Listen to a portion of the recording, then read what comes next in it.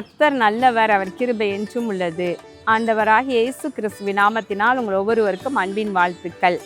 இந்த நாள், அதாவது மார்ச் 2ஆம் தேதியாகிய இந்த நாள் திங்கட்கிழமை உங்களுக்கு சமாதானமும் சௌக்கியமும் பெருகுவதாக. இந்த நாளிலே விசேஷமாக +2 படித்து கொண்டிருக்கிற அன்பு மாணவ மாணவியர்கள், உங்கள் குடும்பத்தின் பிள்ளைகள் இன்றைக்கு தேர்வு எழுத போகிறாங்க. அவர்களை விசேஷமாக கர்த்தர் பலப்படுத்துவாராக. இன்றைக்கு எழுத துவங்குகிற பரீட்சை அவர்கள் எல்லா சப்ஜெக்டையும் எழுதி முடிக்கிற வரைக்கும் தேவ கிருபை அவர்களை தாங்கும்படியாக நாங்கள் ஜெபித்து கொள்ளுகின்றோம். இன்றைக்கு நாம் தியானிக்கும் வசனம் 2 தீமோத்தேயு 3ஆவது அதிகாரம் 16ஆவது வசனத்தின் முன்பகுதி. வேத வாக்கியங்கள் எல்லாம் தேவ ஆவியினால் அருளப்பட்டிருக்கிறது.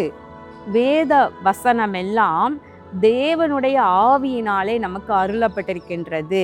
இந்த பரிசுத்த வேதாகமம், இது பழைய ஏற்பாடு புதிய ஏற்பாடு என்று சொல்லக்கூடிய அந்த பரிசுத்த வேதாகமம் ஒரு மனிதனால் எழுதப்படவில்லை, அல்ல பல மனிதர்களால் எழுதப்படவில்லை. தேவனுடைய ஆவியினாலே, அதாவது பரிசுத்தவான்கள் தேவனுடைய ஆவியினாலே அவர்கள் எழுதியிருக்கிறாங்க. பரிசுத்த ஆவியானவரே இந்த வசனங்களெல்லாம் நமக்கு தொகுத்து கொடுத்திருக்கின்றார், எழுதியிருக்கின்றார். பாருங்க, அந்த வசனத்துல தேவனுடைய மனுஷன் தேறினவனாகவும் எந்த நற்கிரியையும் செய்ய தகுதி உள்ளவனாகவும் இருக்கும்படியாக அவைகள் உபதேசத்துக்கும் கடிந்து கொள்ளுதலுக்கும் சீர்திருத்தத்துக்கும் நீதியை படிப்பிக்குதலுக்கும் பிரயோஜனம் உள்ளவைகளாயிருக்கிறது. அப்போ தேவனுடைய ஆவியினால் அருளப்பட்டு தேவ மனிதர்கள் இந்த வசனங்களை எழுதியிருக்கிறாங்க. பரிசுத்த ஆவியானவரே எழுத வைத்திருக்கிறார். இது முற்றிலும் ஒவ்வொரு இயேசு மகாராஜா சொல்றார் இல்லையா, இந்த வசனத்துல ஒரு எழுத்தையும் அல்லது எழுத்தின் உறுப்பை கூட மாற்ற முடியாது. வானமும் பூமியும் ஒளிந்து போனாலும் என்னுடைய இந்த வசனம்ல அந்த வார்த்தைகள்லாம் ஒளிந்து போகாது என்று சொல்லுகின்றார். அப்படி என்றால் இந்த வசனங்கள் எப்படி தேவனால் அருளப்பட்டதினாலே, அதாவது தேவனுடைய ஆவியினாலே அருளப்பட்டபடியினாலே இது ஒருவராலும் இதை மாற்ற முடியாது. ஒருவராலும் இதில் உள்ள ஏதாகிலும் ஒரு பகுதி அல்லது ஒரு வசனத்தை கூட ஒருவரால் இதை மாற்ற முடியவே முடியாது. அதை முதல்ல நம்ம புரிந்து கொள்ள வேண்டும். இது தேவ ஆவியினால் அருளப்பட்டபடியினால இது எதற்கு நமக்கு எப்படி இருக்குதாம், அவைகள் உபதேசம் பண்ணவும் கடிந்து கொள்ளுதலுக்கும் சீர்திருத்தம் பண்ணவும் நீதியை படிப்பிக்குதலுக்கும் பிரயோஜனம் உள்ளதா இருக்கிறது. இப்போ தேவனுடைய மனுஷன் தேறினவனா மாறுவதற்கு, தேவ மனுஷன்தான், ஆனாலும் தேறினவனா இன்னும் மாறணும். ஒருவேளை படித்தது போதும், 10th வரைக்கும் படித்தா ஓரளவு நாலேஜ் வந்துடுது, 12th படித்தா இன்னும் கொஞ்சம் அதிக நாலேஜ் வந்துடுது, அப்புறம் காலேஜ் படித்தா இன்னும் அதிக நாலேஜ் வந்துடுது, போதும் அப்படின்னு நினைக்கிறவங்க உண்டு. அது காலேஜ் படித்த உடனே இதை வேலைக்கு போகலாம், என்ன வேலை கிடைக்குதோ அல்லது என்ன ஜாப் கிடைக்குதோ அதுக்கு போகலான்னு நினச்சி போகிறாங்க. ஆனால் படிக்கிறவங்க பார்த்தீங்கன்னா இன்னும் படிக்கணும், இன்னும் படிப்பில் தேரணும், இன்னும் கல்வி அறிவை பெற்றுக்கொள்ளணும், இன்னும் தேர்ச்சி பெறணும் அப்படி சொல்லிட்டு இன்னும் மேலே யூஜி படிச்சுட்டு அடுத்து மேற்படிப்பு பிஜி படிக்கிறதுன்னா அதற்கும் மேலே பிஹெச்டி, ஒரு படிப்பில் ஒரு பகுதியை மாத்திரம் எடுத்து அதை ஆராய்ச்சி செய்து பிஹெச்டி பண்ணுறது, அது டாக்டர் பட்டம் வாங்குறது. அப்போ இப்படி படித்து கொண்டே போகிறவங்க இருக்கிறாங்க. அப்போது அவங்கக்கிட்ட பார்த்தீங்கன்னா ஒரு முதிர்ந்த நிலை இருக்கும், அறிவில் ஞானத்தில் முதிர்ச்சி அடைந்த நிலை காணப்படும். அதே போல தான் வசனத்தை நம்ம படிப்பதற்கு தேவ மனிதன் தேறினவனாய் மாறுவதற்கு, எல்லாரும் தேவ மனிதர்களாக தேவ பிள்ளைகளாக இருக்கலாம், ஆனாலும் கூட அதுலேயும் தேறினவர்கள் இருக்கிறாங்க.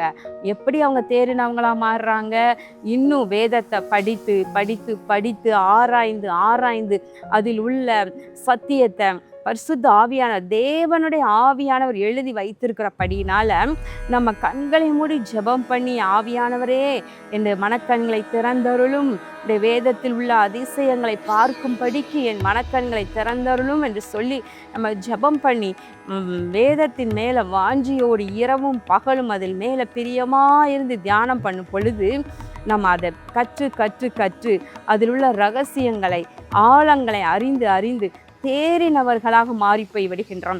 அதான் தேவ மனிதன் தேறினவனாகவும் எந்த நற்கிரியையும் செய்ய தகுதி உள்ளவனாகவும் இருக்கும்படியாக அவை இந்த வசனங்கள் எல்லாம் மற்றவர்களுக்கு உபதேசம் பண்ணுறதுக்காகவும், அது தவறு பண்ணுறவங்களை கடிந்து கொள்வதற்கும், சீர்திருத்தம் பண்ணுவதற்கும், நீதியை படிப்பிக்குதலுக்கும் இந்த வசனங்கள் எல்லாம் பிரயோஜனமாக இருக்கின்றது.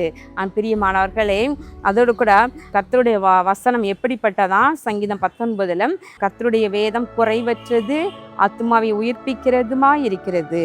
கர்த்தருடைய சாட்சி சத்தியமும் பேதையை ஞானியாக்குகிறதுமா இருக்கிறது.